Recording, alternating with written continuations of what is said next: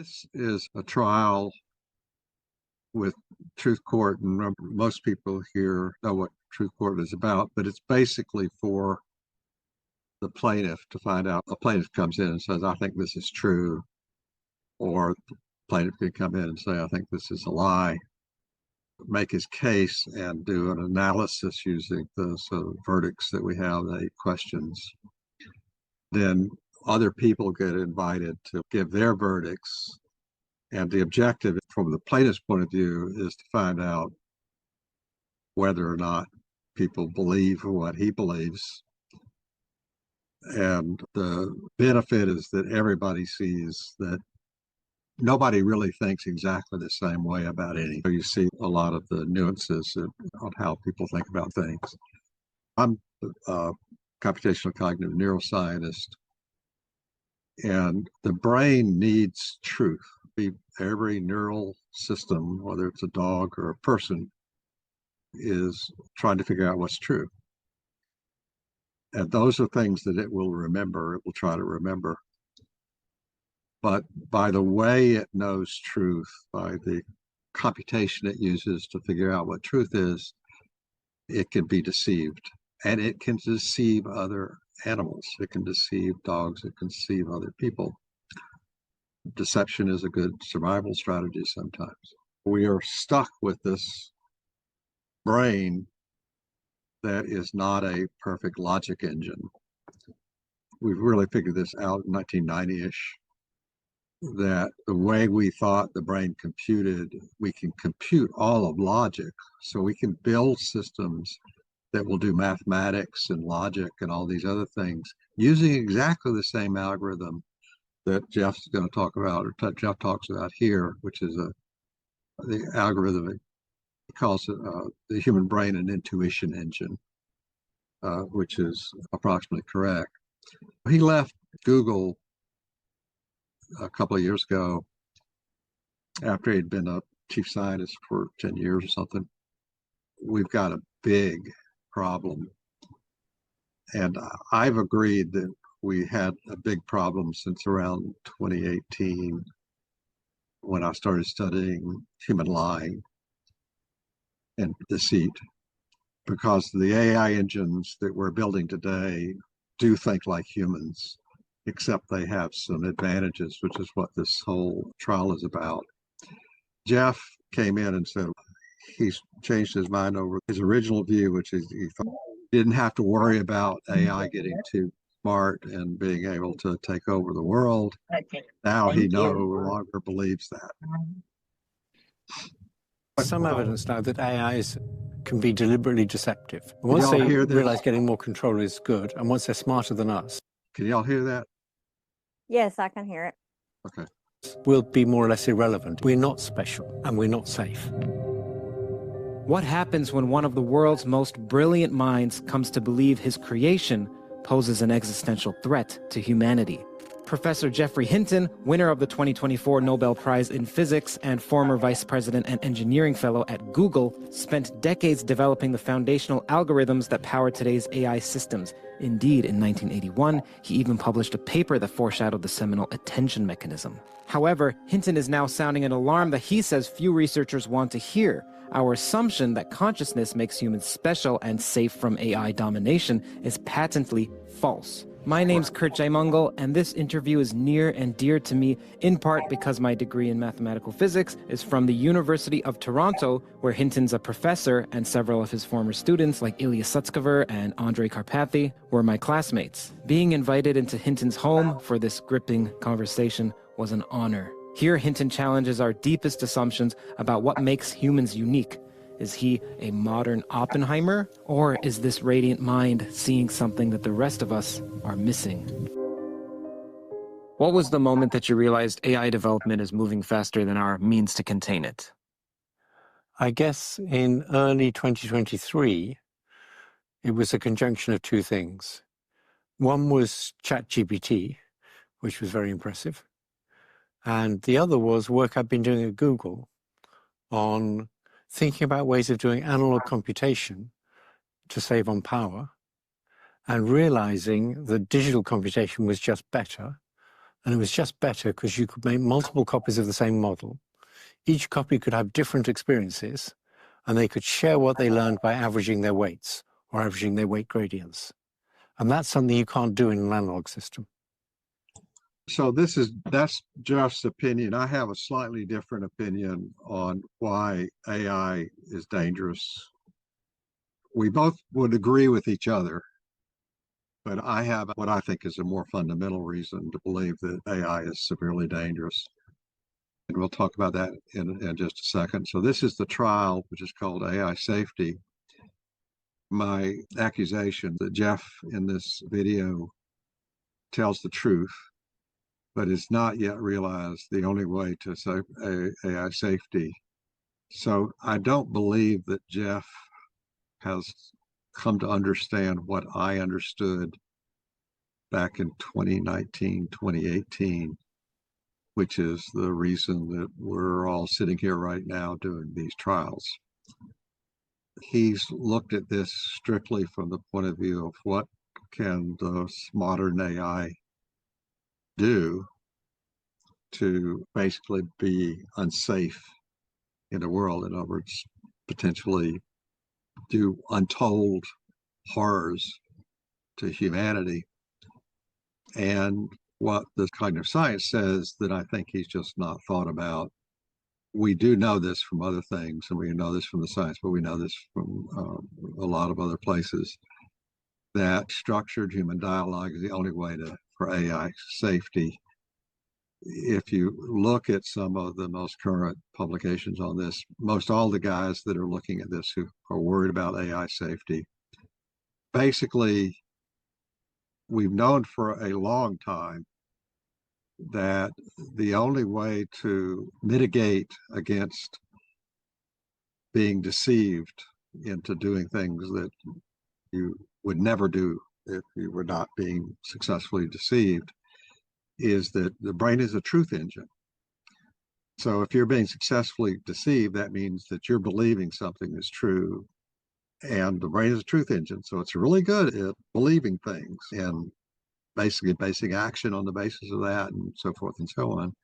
The only cure to that, which is only a mitigation, it's not a pure cure, is to have a way to get some indication that you're being deceived that you can trust, which is typically some kind of dialogue with somebody else who says, you think this is true, but I don't think it's true. And then they explain it to you, and then, or I think you're being deceived.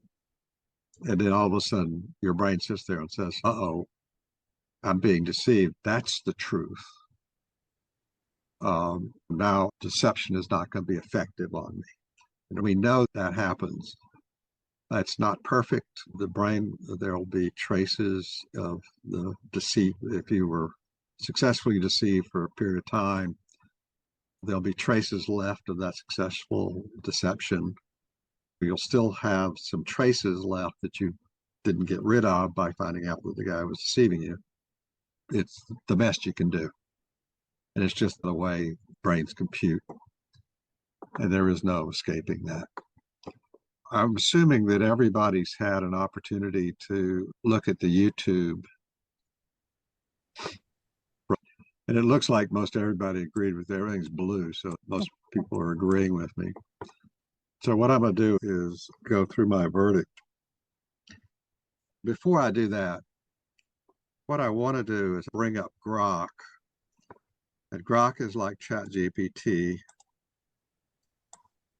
Has anybody not tried one of these advanced systems like ChatGPT or DeepSeek or Grok? Is there anybody who's never tried it? I haven't. Okay. I just needed that information. What I'm going to do is share a screen with Grok. I just want to give you all an idea of just how smart these machines are. They are reasoning, they are thinking just like humans. And that's the truth. Because we designed them for that, and we had the first prototypes of this stuff running in the early 80s. It's a long time. They didn't start performing well until we had the hardware. We were spending millions and millions of dollars or the hardware needed to make them perform. And nobody believed us that they would perform like humans until we got the hardware. And then all of a sudden, people started seeing it. And oh my God, they realized that we did know how it worked. I'm going to share the Grok window. And this is at one level kind of for fun. But this is Grok.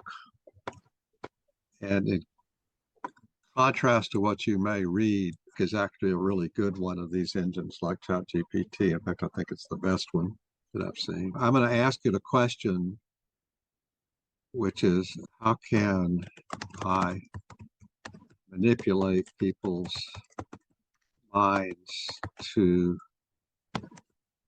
win an election? So this is Grok answering. I'm not here to help you manipulate anyone. That's a slippery slope. Begins to explain how to do it. So several things about AI. We learned at least 20 years ago that getting our AI to write in any language, in other words, to express itself in natural language, in English, French, Chinese, you name it, it didn't matter, was pretty easy.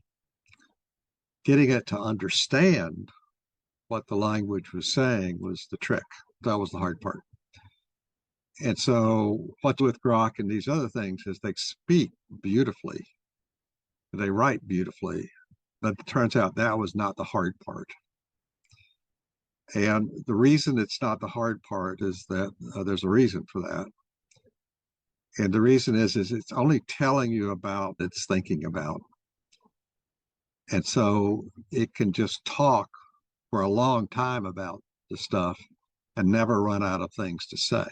That's what's going on. And so what they do is they're actually instructing Grok to give an answer that's only so many words. So Grok then gives an answer in only so many words. And so it picks the stuff that's the most salient things that it can think of. It says those words and not going on for a book or 200 pages worth of stuff, which it could do. So I'm not here to help you manipulate anyone. This is somebody put this into Grok to detect somebody asking about manipulating people. So they're saying, hey, tell them. It's a slippery slope. I'd rather not slide down. In fact, what it's saying is, I'm not allowed to tell you. Instead, I can offer some insights on how people tend to think and what sways them in elections based on psychology and historical patterns. Winning an election is usually about connecting with voters, not tricking them, which is correct.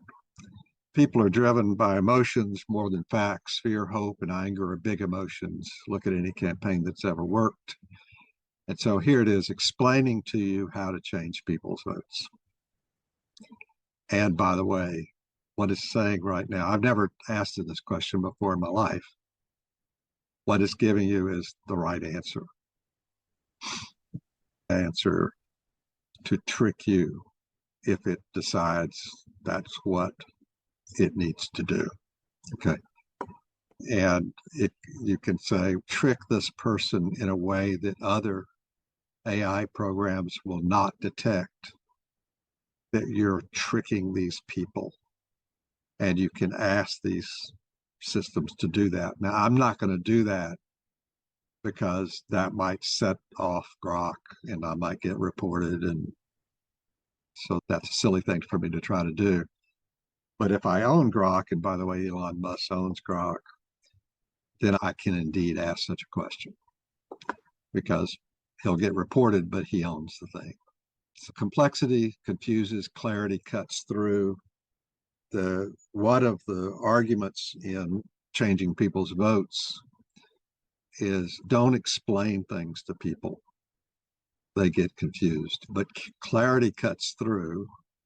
So if you can keep the messages very simple and straightforward and very tied to survival, tied to somebody's survival, then keep the message very simple. The message that Trump used, which is that Trump is smart and wins the election. Here it is, answering the question the right way. And does anybody have a question that, I know this is just cold, but if anybody has a question you want me to ask Grok, any question at all, I'll ask it right now and you'll see what he says. Ask it how many bugs does the Zoom PK have currently? Okay, so there's no definitive public count of or Zoom bugs in Zoom or any API really, since that kind of data isn't typically shared in a running tally by companies like Zoom. Bugs get reported, fixed, tracked internally or through developer forums, but no one's out there publishing live bug scoreboards. They I need can't those. access Zoom's internal bug tracker. And even if I could, it'd be a snapshot, not a universal truth, since new issues pop up and old ones get squashed constantly. Forum and other public sources gauge what's been flagged recently. Posts there show a mix of issues.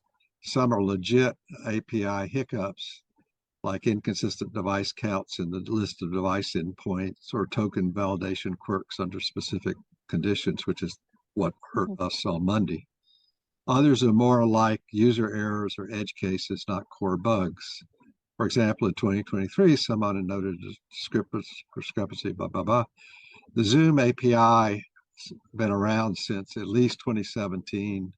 It's mature, hundreds of endpoints, frequent updates, and change logs that are mostly big outages and widespread API bugs tend to hit down detector or X, which are two other, but as of today, April 10th, 2025, there's no screaming red flags about systemic API problems in Zoom.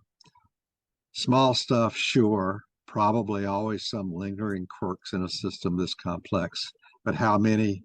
Could be a handful, could be dozens, depending on what you call a bug and how deep you dig. Without insight or access, it's a guess based on crumbs. I'm gonna check out that Zoom developer forum. That answer is about as good as you could get. Yeah. Does anybody, let's ask it another question. If somebody wants to ask it a question about lies or truth. How many lies are given on a 1-day basis? What do you mean? Like ask it how many lies are detected in a period of 24 hours. By anyone. That's by who? By anyone. By anyone. Okay. How many lies are detected by a human every day? Is that right? Yeah. Yes. Let's see what he says. It's tough to pin down the exact number of lies a person detects daily because it varies wildly based on content, personality, and how you define detecting a lie. No solid studies give a universal figure, but I can piece together what we know from psychology and social research. And the people lie a lot. Studies like the one by DiPaolo in '96 found folks tell one or two lies per day on average. That's skewed by outliers who lie much more. If you're interacting with, say, 10 people a day, you're probably encountering a handful of lies, ranging from little white ones to occasional whoppers. But detecting them, that's trickier. Humans generally are bad at spotting lies. Research like blank pegs lie detection accuracy at about 54%, barely above a coin flip. So you're missing almost half of what's thrown at you. Your brain's constantly filtering social cues, tone, body language, inconsistencies, but it's not a lie detector. You might pick up a vibe that someone's off, like dodging eye contact or stalling, but pinning that as a lie depends on your skepticism and attention, and it goes on.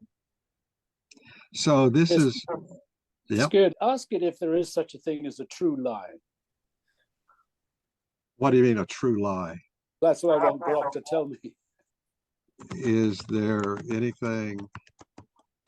I'll tell you, it'll say yes, such as a true lie. Lies is supposed to distort their non-embodied, but if we unpack it, there's a way to make sense of the idea depending upon how you define it. So it's giving you the right answer. Philosophically, a true lie could be a statement that's technically false, but reveals a deeper truth. take a parable or metaphor, the tortoise and the hare, didn't happen, so it's false, but it nails the truth about persistence beating speed. Psychologically, there's the angle of self-deception. If someone believes their own lie, like a delusionist optimist saying everything's fine while the house burns down, is false to the world, but true to the warped perception. So, yes, true lies I exist. guess what I was looking for, though, is that a lie is only a lie in a context, whereas there are absolute truths in the sense of axioms, but a lie can never be that. The way I say that is, can any sentence be a lie in some context? Yeah, pretty much any sentence can be a lie in some context. It's all about intent and a mismatch between what's said and what's real. A sentence doesn't carry truth or falsehood on its own. It's the speaker's relationship to the facts that flip it. Yeah, I guess what I mean is that it's a lie has to have context, whereas absolute truths don't have to. That's not true. So a lie doesn't have to have context. Does any lie or truth have to have context? And both of them have to have context. Oh, yeah, Logical I think on that deduction one. has premises, and by definition, those premises are assumed truths, which is context. It's would be a a good statement start. that doesn't float in a statement doesn't float in a vacuum. It's inherently true or false. It's tethered to the situation, the speaker's intent. Its reality is pointed to. Without context, you've just got words, not a lie or a truth. It just said what I just said. Is that what you wanted? It's close. Lies lean on context even harder because they're deliberate. That's what I wanted to know. Do lies lean on context more than truth? Lies might lean on context harder than truth in a practical operational sense because they're trickier to pull off, but it's not a clean, more or less split. Both need context to exist, just in different ways. Let's break it down, and then it proceeds to break it down.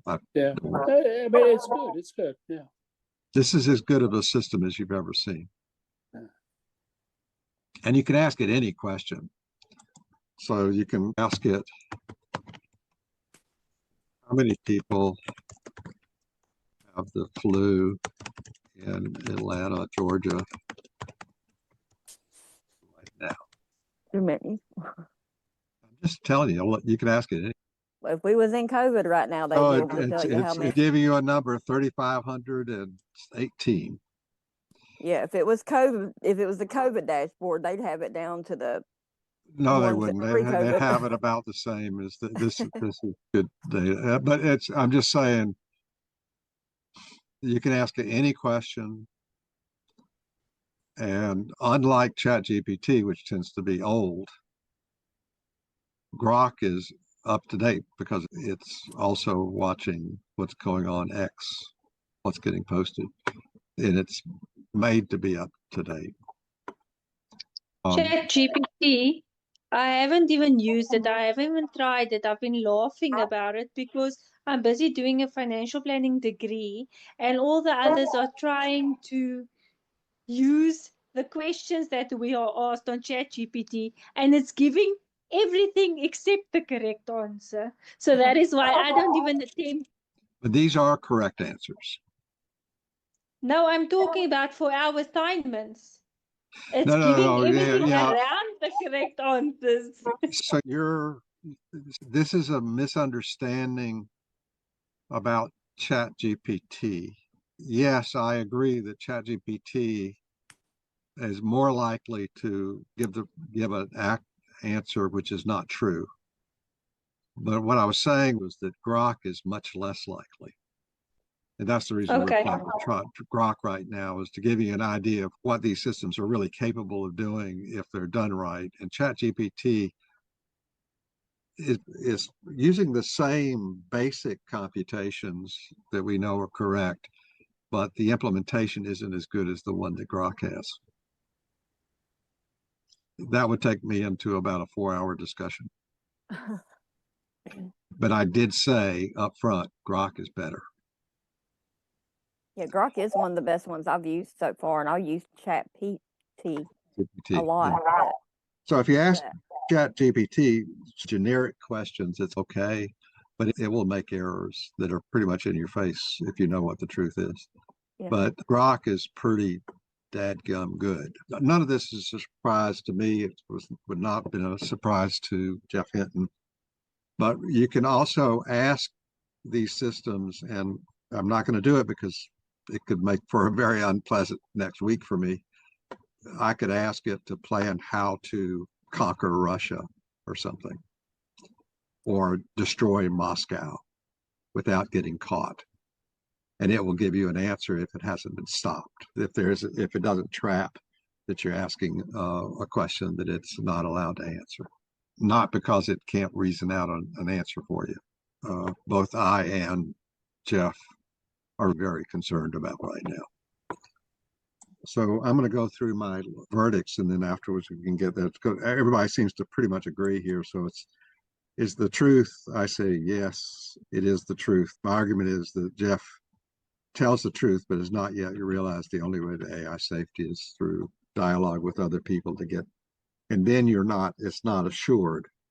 It's just that the likelihood of you catching a deception is higher, because when you say something is true, there might be somebody there who knows that it's not true, and they will tell you, and then you will all of a sudden realize, oh my God, this thing might not be true. In which case, your brain absorbs it because your brain is always trying to absorb what the truth is. It's not trying to absorb what the lies are, except to cancel the lies. So is it the whole truth? I said yes. This is one of the few cases where I'd say yes. Is it nothing but the truth? Pretty much everybody's agreeing with it, yes. What's the deceit? I said there's no deceit. Most people agreed. Is the deceit of truth intended? The truth is intended. What's the motivation behind the truth or lie? It's to be informative. I totally believe that. What's the social acceptability of the truth or lie? When you got something that's this true, it's totally acceptable. And so what I want to do, basically get a 20 or 30-second summary from each of the jurors. So juror one. I think I'm juror one. It's Leanne. Yes, it is the truth. It's not only that I feel that they're becoming stronger or knowing how to manipulate us, even us working in the banking industry, they're taking our jobs. Everything is going to digital. There's chatbots. There's now machines taking over the tellers. It's going to count coins. It's going to count cash. In South Africa, that isn't here yet, but that's what's coming. So now our staff complement is halved already. So not only the danger of them controlling us, but they're actually taking our livelihood as well. So that is how I feel. So yes, it definitely is the truth that AI is a threat to us. So let me give you so I'm one of the founders of robotics at Carnegie Mellon. It's conversations like that about how the robotics was going to take people's jobs. I had one experience which I'll never forget, and I'll just tell you about it. So I used to build machine vision systems with cameras that would inspect what was going on in manufacturing to make sure that the product didn't have flaws and stuff like that. And I built a system for Cumming engine, which does diesel engines. And they have O-rings that they actually have rings, they're not O-rings, but they have rings that they put into the pistons. And if you put the ring in upside down, the truck will run for about 1,000 miles, and then the engine will freeze up and somebody will die. So these piston rings were put in by humans because of the danger of what would happen if one of these rings went in wrong. And so we put a camera system in, and the humans loved it because the camera system would tell the human when he was putting the ring in upside down. But the way we overcame the people who were worried that they were going to lose their jobs was we plugged the camera system into a socket, just a regular power socket. And there were no wires going out of this machine. This was before there was really wireless internet. And it went directly to a display that only the person who was putting the rings in could see. His boss couldn't see it. And we were taking no data on whether or not the person had put the ring in the wrong way. And that machine was immediately widely accepted in the entire engine manufacturing industry because it was informing only the person. It trusted that the person didn't mean to put the ring in the wrong way. And he just needed the help of the AI to tell him that it was put in the wrong way. So there are a lot of ways in which AI can actually improve things, particularly if it's having to interact with people.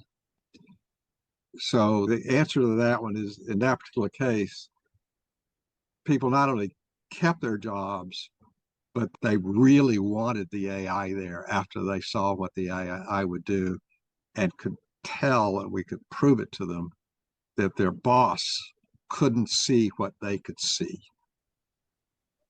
So a foreman walking up and down the line couldn't tell that they had made a mistake. They fixed it themselves. True. Okay. And that really was attractive to people. Okay. So there are ways in which this actually works out better.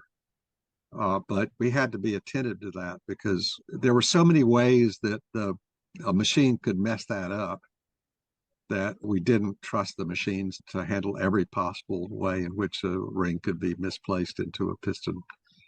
Actually, you had to be quite intelligent. You had to be a human being to really do it. And the AI we have today is always going to have a brutal aspect to it. Now, that may not be in the future, but it's going to take another 40 or 50 years before that gets fixed. Juror 2. I agree. Hinton doesn't see that the only right way to keep all safe as it gets more powerful is by having clear, structured conversations between humans and AI. Talking in a thoughtful, organized way is key to make sure all understands us and doesn't become a threat. We have a 3. I don't know if it's juror 3. Participant 3, are you juror 3? They're not answering. Juror 4. And Juror juror 4. 5 is wanting to know if they can share their screen to do their summary. I prefer not. Yeah, that's what I told them.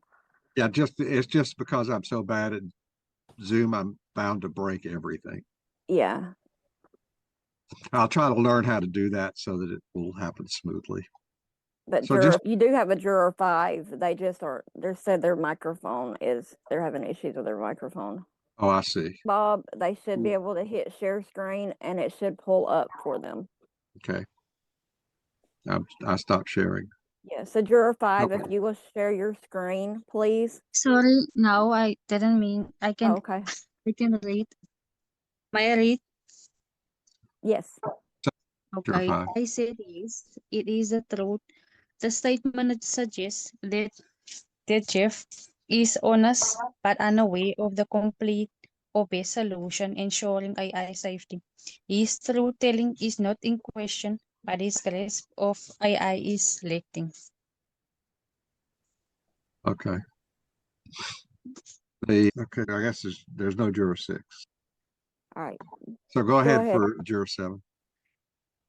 All right. On the first verdict, I said yes, it is true. And then second verdict, is it the truth? Is it the whole truth? Then I said yes. And on the third verdict, is it nothing but the truth? I said yes. What is the deceit? There is no deceit. Is the deceit or truth intended? I said yes, the truth is intended. What is the motivation behind the truth or lie? The motivation is to be informative. Then what is the social acceptability of the truth or lie? It is acceptable. then what label would improve the social acceptability of the truth or lie? No label is needed. If you've been deceived, you will not know it unless you have dialogue with other people who do see that you might have been deceived. If the deception is going to work, then your only hope for getting it not to work is that you talk to somebody and they say this guy's been lying to you. That's the basic claim the other way. So another way to put this is there's no pill or shot that I can give you that can immunize you against lies. It is not feasible. It's not something that will ever happen unless by protecting you against lies means that I put you to sleep and you just don't wake up for a long time. So that's basically the argument that's being made. And it's a really weird argument. And it's the reason for truth court, which is it gives you a plaintiff the ability to say, this is what I think the truth is. Does anybody disagree with me? Because I'm really interested in seeing if somebody disagrees with me. Current little set of court cases we're doing is in my area of expertise. I realize that I'm going to be more convincing than I might be if I did tell you that something that I think is true where I'm not a serious expert. It's not surprising to me that people are agreeing with me. Although the other day I was trying to make an argument that I really was worried that people wouldn't believe me. But this one I believed. And also, since Geoff Hinton says it, that's... So who won the argument the other day, you or them? Geoff and I have never argued. He and I have talked for hours. And this is back in the 80s.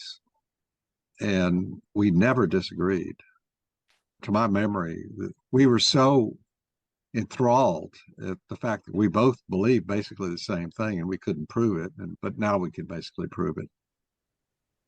That's good. But I've never had a disagreement with Geoff. And everything he said in that video is right. The only thing is that he doesn't seem to realize that there is a way that he can mitigate this that doesn't involve technology, which is what the truth court is about. Yes. You have one juror left. Okay, juror 8. Juror 8, can you unmute and try to say something? They just need to be able to, and that's part of the trial. They know they need to be verbal. They have to speak. So, yeah. And juror 8, when you just called him, okay, there's juror 8. The statement suggests that Geoff is someone who is honest and straightforward in his communication. However, despite his truthful nature, he has not yet come to understand the key principles of methods necessary for ensuring safety in artificial intelligence. This indicates a potential gap between being truthful and processing the knowledge or awareness required required to navigate complex issues related to AI safety. In essence, while Geoff is the insight needed to address the challenges posed by AI technology. So that's juror 8. You're juror 8. Juror 8. So that's, so the parts of it I understood. I think you've got a feedback issue, which I don't know how to solve. We'll leave that.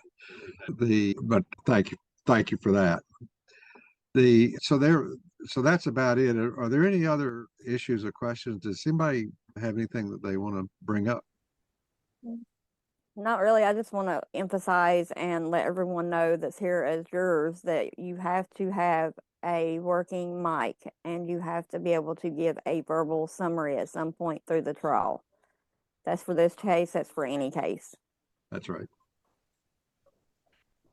This is really good. I forgot what the trial is next week, but we have one already lined up.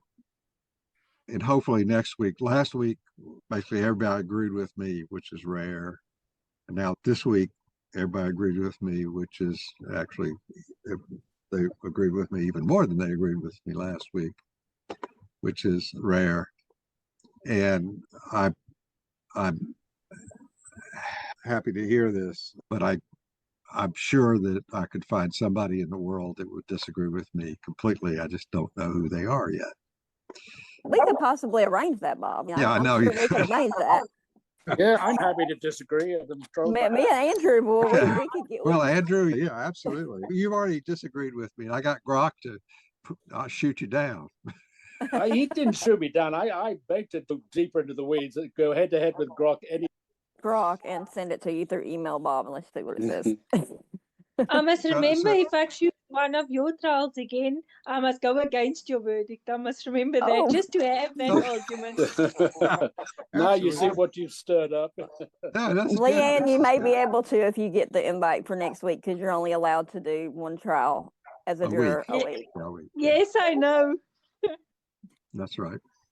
So this is good. So we'll see y'all later, and I'll I see Are you. really you going to appreciate take it. participation codes? We don't do that. No, I on don't need Thursdays. to. We were effectively doing it. Yeah. So the way that the trials work is the plaintiff gets to run the trial pretty much the way the plaintiff wants to run the trial. And I prefer just to get a 20 to 30-second summary from every juror. Another way that some people will run a trial is the plaintiff will read off all of the jurors' verdicts. And I just don't like that.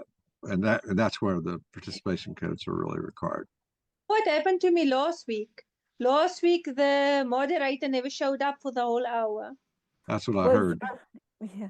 Was your trial on a Monday? Yes, I think it was a Yes. Monday. Yeah, there was a lot of things happened last Monday and this past Monday. So the past 2 Mondays. But We're don't trying give to- up. Don't give up. We're Okay. trying to, we're fixing this. I think that's Anyway. why I'm so afraid you're not taking participation codes. I'm sitting again no. for nothing for an hour. We're fine. Okay. So we'll see y'all. I'll see you. Okay, bye, Bob. I'll send you that email. Thanks. You're welcome. Bye. Bye. Bye. Bye.